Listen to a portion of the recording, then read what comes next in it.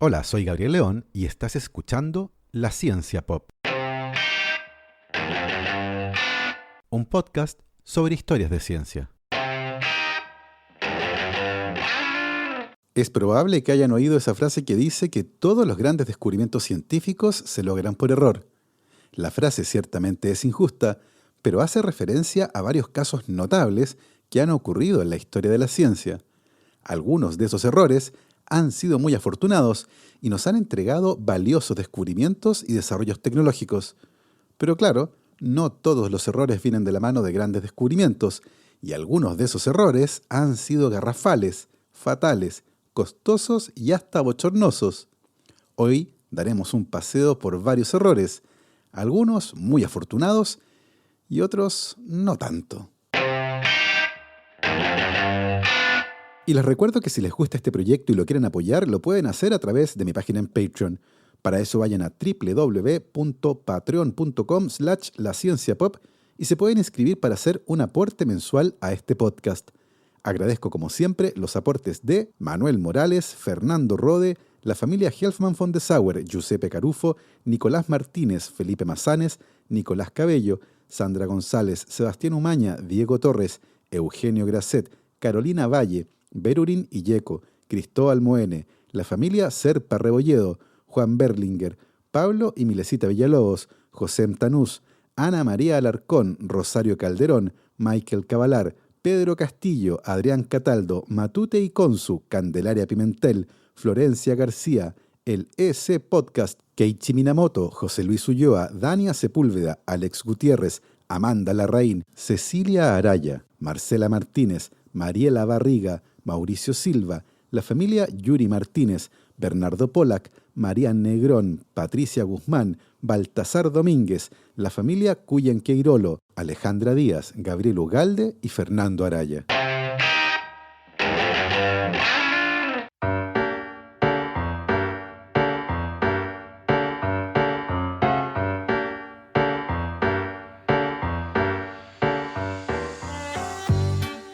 Cometemos errores todo el tiempo. Desde tomar el metro en la dirección equivocada a echarse gotas para el dolor de estómago en los ojos. La colección de errores que podemos encontrar en una conversación casual con cualquier persona es casi inagotable. Muchos de esos errores solo se convierten en anécdotas, pero hay otros que son casi dolorosos. El año 2009, James Howells, un ingeniero informático del Reino Unido, comenzó a comprar algunas criptomonedas casi como un pasatiempo, para ver qué pasaba. Era algo que no parecía tener mucha relevancia, pero al poco tiempo y casi de casualidad, revisó el valor de sus 7.500 bitcoins y descubrió que era millonario, ya que estaban evaluados en $280 millones. El problema era que todos los datos necesarios para acceder a esos bitcoins estaban en un disco duro que Howells había botado a la basura el año 2013. El pobre James todavía está intentando que las autoridades de Newport la autoricen a buscar en el relleno sanitario, en el que su disco duro y los datos para acceder a esos $280 millones están enterrados desde hace casi 8 años. Incluso ofreció donar el 25% de ese dinero a obras benéficas, pero ni con esa promesa ha conseguido el permiso necesario. Evidentemente, no todos nuestros errores son de esa magnitud. Y por supuesto, en la historia de la ciencia, encontramos errores que van desde la anécdota divertida a la tragedia. Y al menos por el lado de los accidentes afortunados, probablemente el caso de los edulcorantes artificiales sea insuperable. Todos fueron descubiertos por error. Y conocer esta historia nos enseña dos cosas trascendentales acerca del trabajo en un laboratorio: la importancia de lavarse las manos después de un día de trabajo y lo importante que es escuchar con atención las instrucciones del jefe. La sacarina, el primer edulcorante artificial comercializado en el mundo, fue descubierta en 1878 por el químico Konstantin Fallberg mientras trabajaba en el laboratorio de Ira Remsen en la Universidad Johns Hopkins en Estados Unidos. Ira Remsen era ya una eminencia a esa altura. Había creado el departamento de química de esa universidad y fundado la revista American Chemical Journal, de la cual fue editor durante 35 años. Konstantin Fallberg, por su parte, acababa de llegar desde Alemania como investigador postdoctoral al laboratorio Remsen y estaba trabajando en la síntesis de derivados oxidados del alquitrán. Un día, a sugerencia de Remsen, Falberg realizó algunos experimentos durante el día y luego volvió a su casa a comer con su esposa. Pero algo andaba mal y notó un sabor extraño y dulce en el pan, que luego se volvió amargo. Como su esposa no notó ese mismo sabor, supuso que se había contaminado las manos con algún compuesto sintetizado en el laboratorio. Al día siguiente, y en un acto tan imprudente como audaz, Konstantin Falberg decidió probar todos los compuestos sintetizados el día anterior en el laboratorio, hasta que dio con aquel que tenía el mismo sabor dulce. Cuando dio con el indicado, algo que afortunadamente para él ocurrió antes de probar un compuesto peligroso, Falberg se dio cuenta casi de inmediato del potencial comercial de su descubrimiento accidental y patentó a su nombre el proceso de fabricación de la sacarina, excluyendo a su jefe. Esto causó la ira de Ira, quien como premio de consuelo más tarde se convertiría en presidente de la Universidad Johns Hopkins, cargo que ejerció hasta su muerte en 1927. Al morir, sus cenizas fueron depositadas en el vestíbulo de la entrada del campus, detrás de una placa conmemorativa. Cuenta la leyenda que quienes tocan esa placa antes del examen de química aprueban. Falberg, por su parte, se hizo millonario con su dulce descubrimiento debido a la escasez de azúcar durante la Primera Guerra Mundial, cuando la distribución mundial de azúcar derivada de caña se interrumpió. La sacarina, por su parte, no tuvo una vida fácil. En los años 70 se publicaron varios estudios que relacionaban el consumo de sacarina con el cáncer de vejiga en ratones, lo que provocó la prohibición de su venta en gran parte del mundo. Estudios posteriores demostraron que la vejiga de los ratones sufría un proceso inflamatorio al consumir grandes dosis de sacarina y que la respuesta para reparar este daño producía hiperplasia de la vejiga. Sin embargo, las asociaciones de diabéticos en Estados Unidos ejercieron una fuerte presión para levantar una moratoria a esta prohibición de la producción y venta de sacarina, logrando que se comercializara en Estados Unidos con una advertencia acerca de los efectos cancerígenos detectados en ratones. Lo interesante de esto es que lo que los ratones consumían, y lo que también consumían las personas, era la sal sódica de la sacarina, y eran las enormes cantidades de sodio consumidas por las ratas las que generaban cristales en su vejiga, y por lo tanto no era la sacarina la responsable ni de la inflamación ni de los efectos hiperplásicos, sino el sodio utilizado para hacerla soluble. Y gracias a esta nueva evidencia, la sacarina, que sin duda es el edulcorante sometido al mayor número de estudios científicos, fue de nuevo comercializada. Y el de la sacarina es solo uno de los ejemplos de edulcorantes artificiales descubiertos por error. Pero yo ya les había anticipado que todos los compuestos químicos en esta categoría compartían un origen común. El ciclamato de sodio, por ejemplo, fue descubierto por Michael Zbeda, un descuidado estudiante de doctorado que dejó un cigarrillo sobre el mesón de trabajo mientras trataba de sintetizar un medicamento contra la fiebre en 1937. Cuando tomó nuevamente el cigarrillo y se lo llevó a la boca, notó un fuerte sabor dulce. Y claro, tal como lo hizo antes Falberg con la sacarina, Zbeda probó todos los compuestos que tenía en su mesa de trabajo hasta que dio con el que tenía el sabor dulce. Una vez, en una entrevista, Zbeda dijo que Dios cuida especialmente a los torpes, a los niños y a los químicos. Tal como ocurrió con la sacarina, las autoridades sanitarias de Estados Unidos terminaron prohibiendo el ciclamato de sodio porque sospechaban que podía causar cáncer de vejiga, igual como ocurrió con la sacarina. La evidencia nunca fue contundente y Zbeda siempre sospechó que las presiones de la industria del azúcar habían ejercido su influencia para sacar a los competidores del mercado. De hecho, otros estudios posteriores contradijeron las conclusiones que generaron la prohibición. En uno de esos estudios, realizado por el Instituto Nacional del Cáncer, un grupo de primates no humanos fue alimentado con dosis de ciclamato de sodio equivalente a beber 30 latas de refresco al día durante 17 años, sin signos inusuales de enfermedad. De hecho, el ciclamato se sigue usando en muchos países del mundo sin ningún problema. En 1965 fue el turno del aspartamo, que fue descubierto por James Schlatter mientras estaba trabajando en la síntesis de un compuesto que era estudiado como un tratamiento para las úlceras gástricas. Cuando se lamió un dedo para dar vuelta a una página, descubrió que este tenía un fuerte sabor dulce. El aspartame es unas 200 veces más dulce que el azúcar y entró al mercado como NutraSweet, y fue muy popular en la década de 1980. El acesulfamo de potasio, por otro lado, fue descubierto por casualidad solo 2 años después del aspartame, en 1967, por el químico Karl Claus, que trabajaba en la compañía química Hutch. Claus estaba interesado en realizar una reacción química con 2 compuestos muy reactivos, y durante ese proceso se lamió un dedo para frotar un poco de polvo blanco que estaba pegado a su camisa. Descubrió que el dedo tenía sabor dulce. Sin querer, había sintetizado una nueva familia de compuestos llamadas dihidroxacinas, a partir de la cual se pueden encontrar varios compuestos con sabor dulce. Después de más experimentos, el acesulfamo de potasio emergió como la más prometedora de las moléculas. En este punto, tal vez sea bueno mencionar que una de las reglas de oro de cualquier laboratorio de química es que jamás se come dentro del laboratorio y, por supuesto, jamás hay que lamerse los dedos. Todo es potencialmente letal y un descuido puede matar a alguien fácilmente. Pero claro, pareciera que la década de 1960 era una destinada a que las personas disfrutaran experimentando con diferentes sustancias químicas de origen desconocido. Como si todos estos ejemplos no bastaran, el caso de la sucralosa es particularmente insólito. En 1976, la compañía química Tate & Lyle se encontraba experimentando a fin de generar compuestos derivados de la sacarosa, el típico azúcar de mesa, que pudieran ser usados en procesos industriales de síntesis química. Para eso se contactaron con Leslie Hook, investigador del Queen Elizabeth College de Londres, que ahora forma parte del King's College, quien tenía en su equipo al joven químico indio Shashikant Fatnis. Una tarde de verano, mientras Fatnis trabajaba con derivados clorados de la sacarosa, su jefe le dijo «Test it», ensáyalo. Pero Fatnis entendió «Taste it», y obediente él, untó el dedo en el compuesto y se lo llevó a la boca ante la estupefacta mirada de su jefe.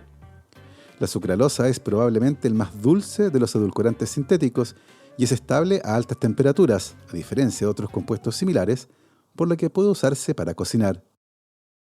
Todos estos errores y descuidos terminaron bien. Nadie murió, lo que a decir verdad tenía una buena probabilidad de ocurrir si una historia comienza con un químico probando cosas al azar en el laboratorio. Pero no siempre es así, y convengamos en que no siempre tiene que morir alguien para que el error sea fatal. También puede morir algo. Se cree que los pinos longevos, conocidos en inglés como Bristol Cone Pine, son los árboles vivos más antiguos que existen y viven en las cumbres más altas de California, Nevada y Utah. Estos árboles tienen muchos trucos que les ayudan a sobrevivir, como crecer en formas retorcidas a gran altura y una adaptación llamada arquitectura por sectores. Esa adaptación significa que el árbol tiene raíces que alimentan solo la parte del árbol directamente sobre ellas. Así, si una raíz muere, solo la sección del árbol sobre esa parte de la raíz muere y el resto del árbol sigue viviendo. A menudo es posible encontrar estos pinos en elevaciones altas, con solo 1 o 2 secciones vivas en medio de una masa de tejido vegetal muerto. En el verano de 1964, un geógrafo llamado Donald Curry estaba investigando sobre la glaciología de la edad del hielo en el monte Wheeler. Se le concedió permiso del Servicio Forestal de los Estados Unidos para tomar muestras de núcleos de numerosos pinos longevos, los que crecían en una arboleda cerca de la cumbre, para que pudiera tratar de datar la influencia de las características glaciales que estos árboles podían mostrar al analizar sus anillos de crecimiento. Cuando las plantas leñosas como los árboles crecen, usualmente lo hacen con una marcada estacionalidad. Crecen más en la época cálida y casi nada en la época fría. Esto hace que durante cada temporada se forme una nueva capa de células justo detrás de la corteza del árbol, formando una serie de anillos concéntricos que señalan la edad y condiciones de crecimiento de un árbol. Un anillo grueso se formará luego de una temporada favorable, mientras que los anillos más delgados o deformes pueden señalar una temporada seca o enfermedad en el árbol. El estudio de los anillos de crecimiento de los árboles es una ciencia llamada dendrocronología y consiste en contar y analizar los anillos de crecimiento de los árboles a través de la introducción de una herramienta que permite tomar una muestra del tronco sin matar el árbol. Donald Curry estaba estudiando los diferentes anchos de los anillos dentro de estos pinos longevos, que se creía tenían más de 4.000 años de antigüedad, para determinar los patrones de buenas y malas temporadas de crecimiento en el pasado. Y claro, debido a su longevidad, estos árboles actúan como bóvedas climáticas, almacenando miles de años de datos meteorológicos dentro de sus anillos, un método de investigación muy valioso para el estudio del cambio climático. Curry estaba estudiando varios de estos árboles cuando la herramienta que usaba para extraer la muestra del tronco se quebró dentro de uno de ellos. Ante este problema imprevisto, Curry solicitó la utilización del servicio forestal para cortar el árbol, y se la dieron.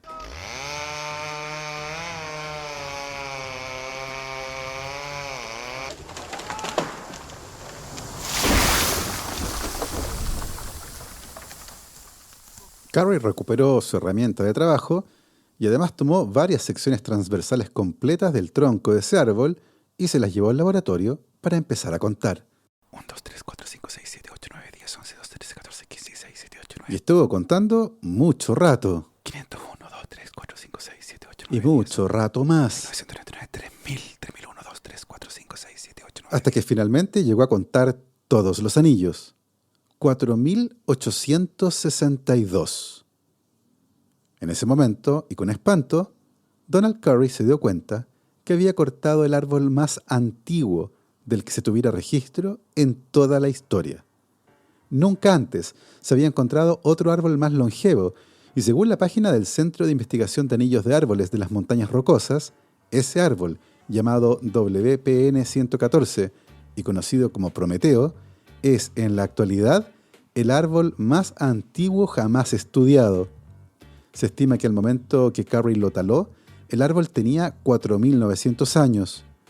Otro árbol, que aún está vivo y tiene 4.850 años, recibió el nombre de Matusalén, y su ubicación exacta es mantenida en estricto secreto. No vaya a ser cosa que Donald Curry se le ocurra ir a visitarlo.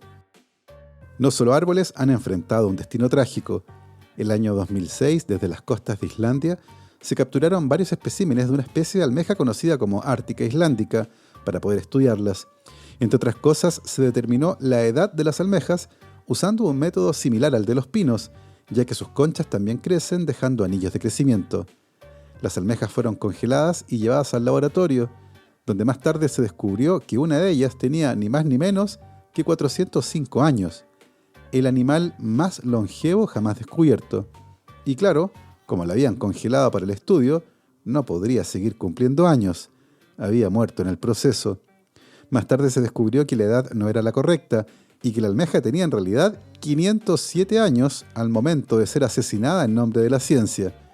Los investigadores creen que las almejas de la zona donde extrajeron ese ejemplar son particularmente longevas, y no sería extraño que otros especímenes tanto más longevos hayan sido extraídos por pescadores de la zona. Pero claro, de eso no tenemos evidencia.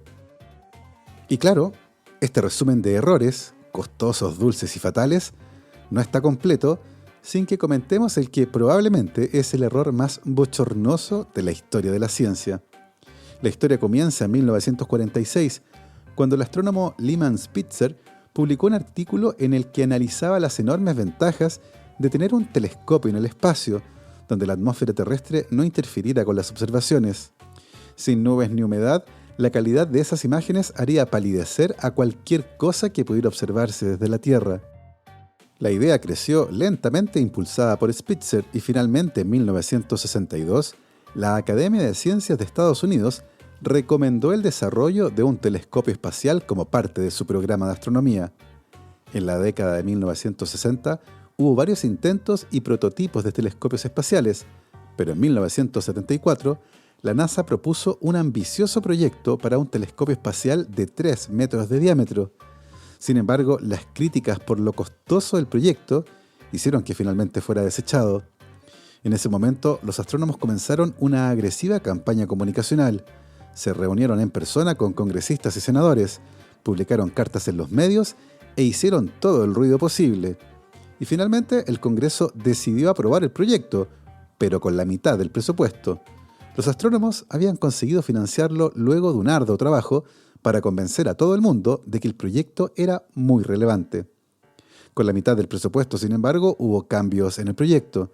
El telescopio tendría ahora un espejo principal de solo 2,4 metros para abaratar costos, y la NASA firmó además un acuerdo de colaboración con la Agencia Espacial Europea, que también aportó con parte del financiamiento del proyecto.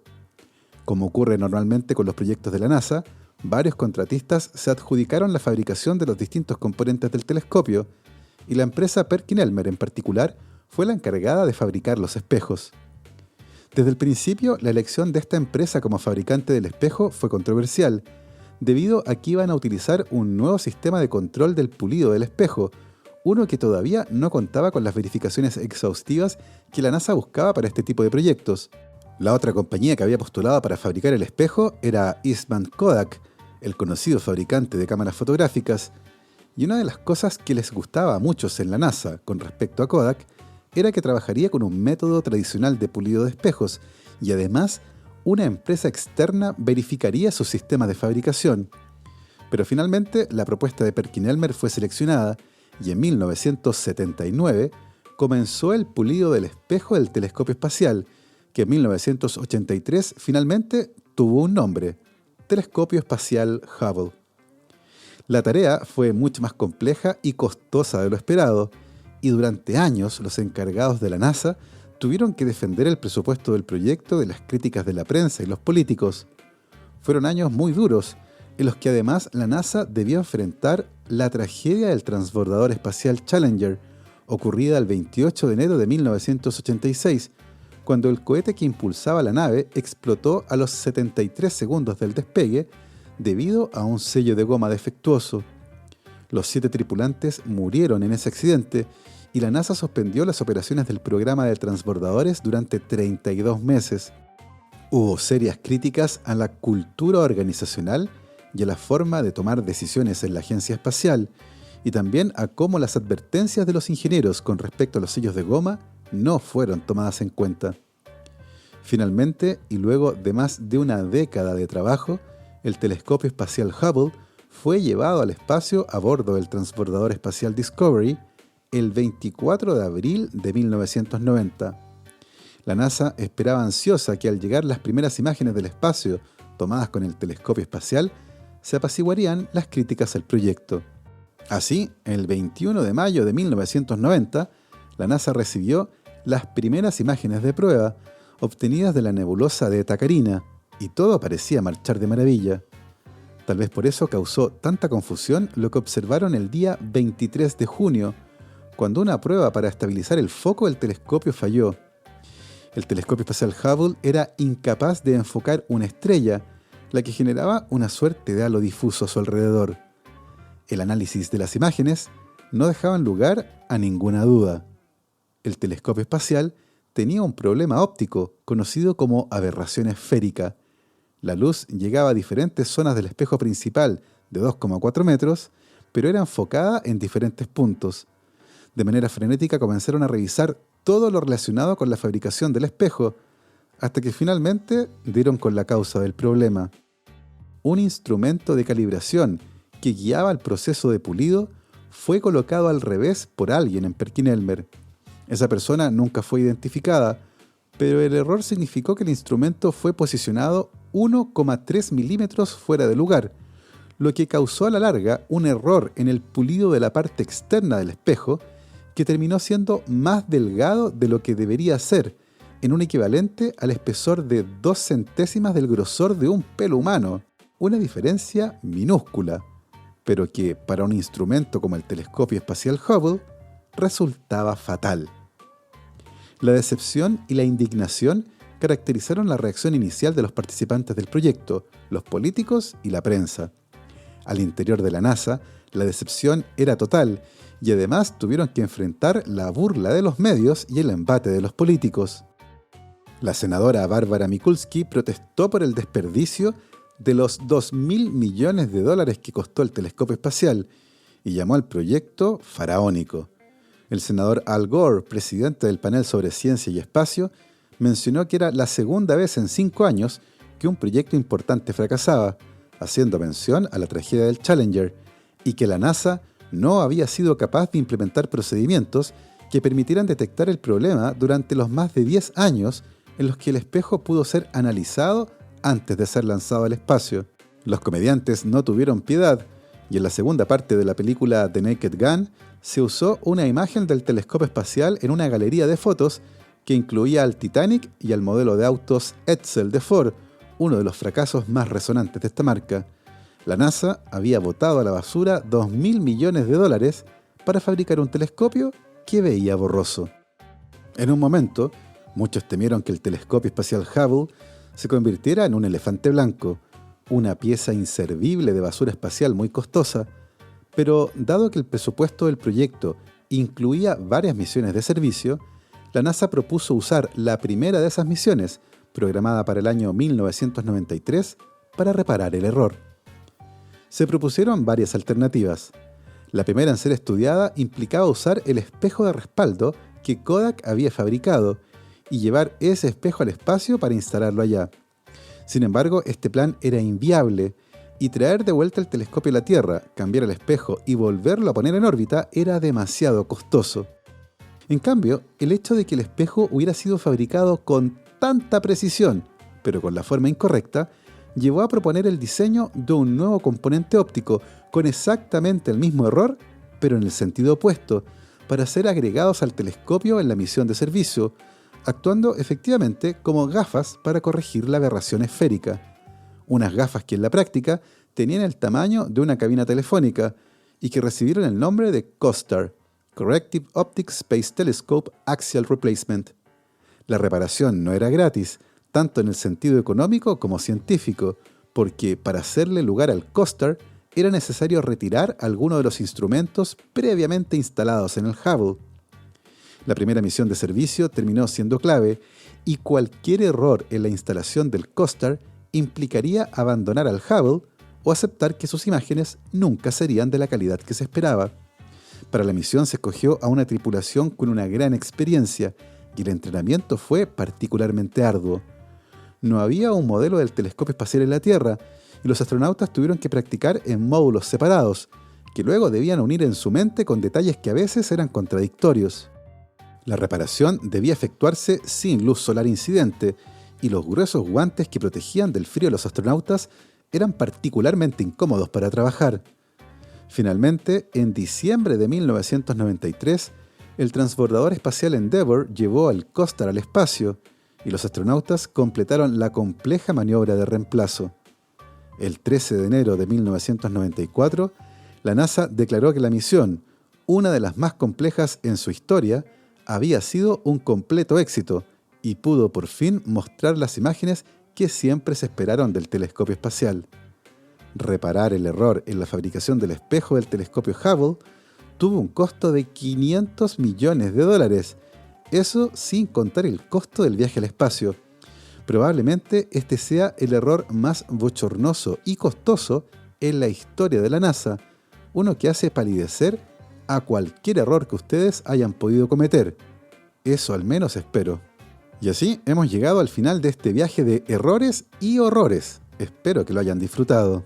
Yo me despido, como siempre, con mis agradecimientos para mis queridos Patreons: Sebastián Toledo, Andrés Altamirano, Alberto Montt y Laura, Claudia D'Alenson, Diego Molina, Macarena Vergara, Pedro Maldonado, Hernán y Lucas Castillo, Sandra Galás, Ana Lucía Luna, Cristian Subiabre, Romina Mattioni, Simón Castillo Riedemann, Diego Socias, Luciano Cisterna, Ricardo Yáñez, Fernando Montenegro, Matías van der Straten, Francisco Soto, la familia Flores Noguer, Leonor Echeverría, Sergio Espinosa, Rafaela Hidalgo, Marcela Martínez, Cristóbal Orellana, Diego Riquelme, Gastón Bravo Arrepol, Ignacio Rojas Santelices, Julieta Cortés Espinosa, Cazuela Gallardo, Constanza Jabal, Florencia Castañeda, Diego Caro, Bernardo Arévalo, Claudio Oyarzo y Toña, Sebastián Beche, Cirilo Fede y Pola, Uri Martinich, Ailén y Félix Azócar, Sergio Ibáñez y David Pelado Pérez. Nosotros, por supuesto, nos escuchamos la próxima semana. Que estén muy bien.